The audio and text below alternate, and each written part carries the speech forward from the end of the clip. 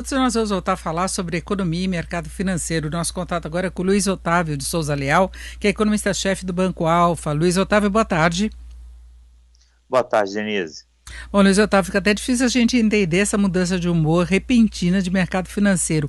Ontem o mundo estava acabando, hoje está tudo bem novamente. Nós temos o dólar em R$ 5,22 agora, cai 0,59%, Bolsa de Valores reage, retomou um movimento de alta, meio modesta, aí 0,25% de alta, mas muito diferente da situação que nós vimos ontem.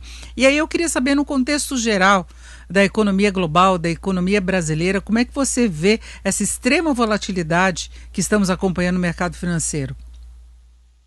Bom, Denise, eu acho que vai ser mais natural daqui para frente esse tipo de volatilidade do que raridade, tá? E uma vez, por dois motivos. Primeiro motivo, a gente já viu semana passada, a gente já teve uma semana passada bastante volátil por conta da proximidade que a gente está do momento em que o Banco Central americano vai ter que definir o cronograma de redução dos seus incentivos monetários lá, ou seja, o que o mercado chama de tapering.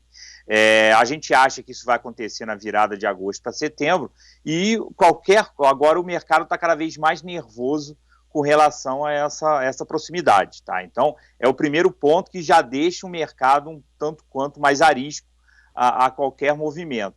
E a gente tem essa questão dessa variante Delta, eu acho que o estopim do medo, que foi o que aconteceu ontem, foi por conta dessa nova variante Delta, foi a OMS dizer que essa variante já está em mais de 100 países, tá? Então, isso aí gerou um grande nervosismo, porque efetivamente essa variante ela é muito mais contagiosa do que as anteriores, tá?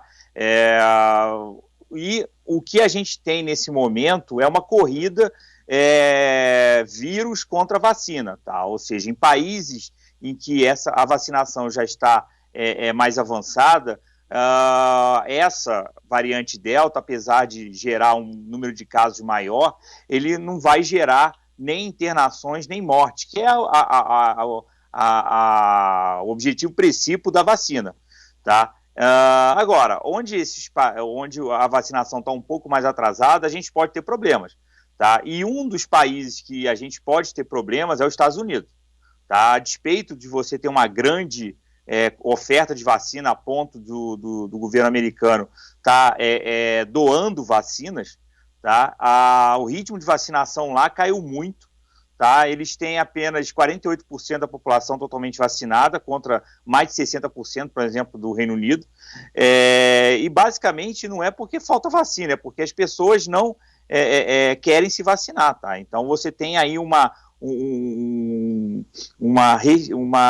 restrição à vacina muito grande lá nos Estados Unidos por conta daquele discurso do Trump contra a vacina, essas coisas todas. A direita radical, ela basicamente é contra a vacinação. Então você vê em estados onde o Biden ganhou ganhou a eleição, você tem mais de 60% da população já vacinada, enquanto nos estados em que você teve o Trump como vencedor, o ritmo de vacinação é em torno de 38%. Tá? Então, eu acho que essa percepção de que a gente pode ter algum tipo de atraso na recuperação, na reabertura da economia, principalmente na recuperação da economia americana, eu acho que gerou aí esse medo, que já pega como eu falei, já pega um mercado um pouco mais sensível por conta dessas discussões com relação à política monetária americana.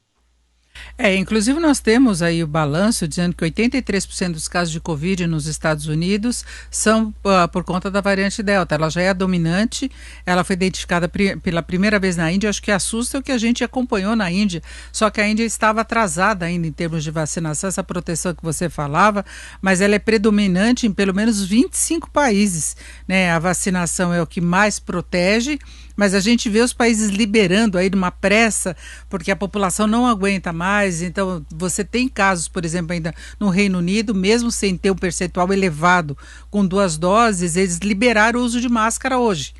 né? Então você vê esse avanço, essa vontade de levar adiante toda essa liberação que é importante para a economia, né? Então acho que o mercado assusta quando tem alguma coisa que pode atrapalhar, né?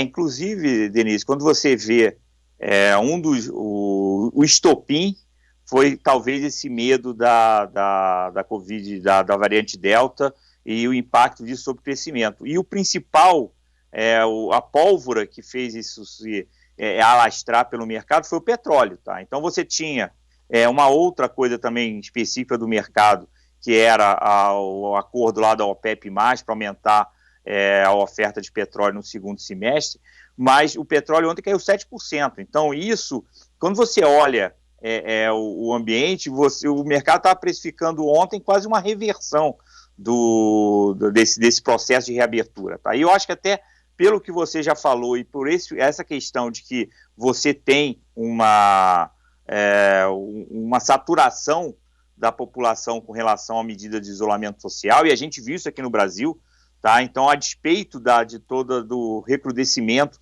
das medidas de isolamento social que a gente teve em abril, tá? Os índices de mobilidade só continuaram voltando à normalidade. Tá? Então, hoje em dia, a gente tem os mesmos índices de mobilidade que a gente tinha em novembro do ano passado, quando todo mundo achava que já estava mais ou menos domada a pandemia. Tá? Então, eu acho que, além de eu achar que não vai ter uma volta a medida de isolamento social, eu acho que elas vão ser inócuas dada essa saturação da sociedade. Tá? E uma coisa importante que chamou a atenção, Denise, com relação a essa transmissibilidade da Covid-19, ela se torna dominante muito rápido. Tá? Há mais ou menos um mês e meio atrás, no Reino Unido, a participação da variante Delta dentro do universo de vírus que estavam circulando lá era de mais ou menos 2,5%. E hoje ela já 100% a variante Delta. Tá? Então, já fazendo um link com o Brasil, tá?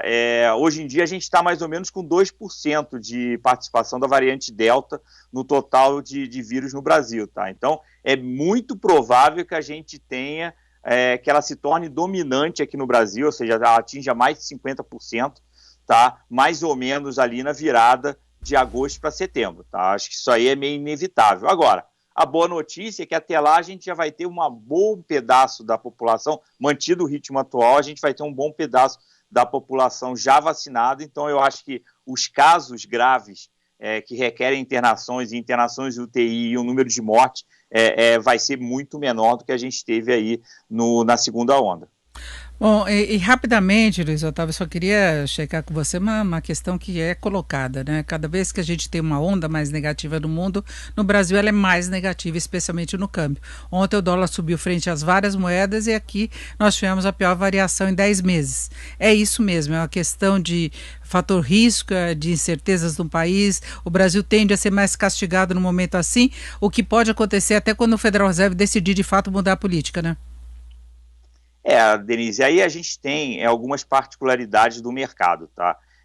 Aqui o mercado brasileiro, ele é um mercado que a gente chama mais profundo, tá? Então, ele acaba sendo o caminho de escape de todas as posições. Você, por exemplo, tem uma posição no México, você quer fazer um hedge dessa posição no México, mas só que não tem tamanho o mercado mexicano para você fazer esse tipo de operação. Você vem fazer aqui no Brasil. Tá? Outra coisa que ajudou a gente ter, nesse caso aqui específico de ontem, a gente ter um desempenho pior do que os nossos pares emergentes, foi que o mercado estava, em geral, comprado na ideia de que o real podia se valorizar, chegar próximo a 5 de novo. Tá? Então, quando você tem o mercado muito numa ponta só, como a gente tem agora, tá? E o movimento vai contrário a essa aposta, você acaba gerando o que a gente chama no mercado de stop loss, ou seja, você tem que se desfazer das suas posições, mesmo que você não ache que seja razoável fazer isso nesse momento. Tá? Então vira um ciclo vicioso. Tá? E eu acho que foi o que aconteceu ontem. Tá? Em outros momentos, não. Em outros momentos, como por exemplo em abril, março, lá, fevereiro, eu acho que tinha muito uma questão política, discussões sobre a parte fiscal, mas especificamente ontem eu acho que teve essa questão da profundidade do mercado, e o técnico do mercado de câmbio ontem estava muito ruim, porque estava todo mundo na mesma ponta. Esse ouvimos o Luiz Otávio de Souza Leal, que é economista-chefe do Banco Alfa. Luiz Otávio, muito obrigado, uma boa tarde. Obrigado, Denise, boa tarde.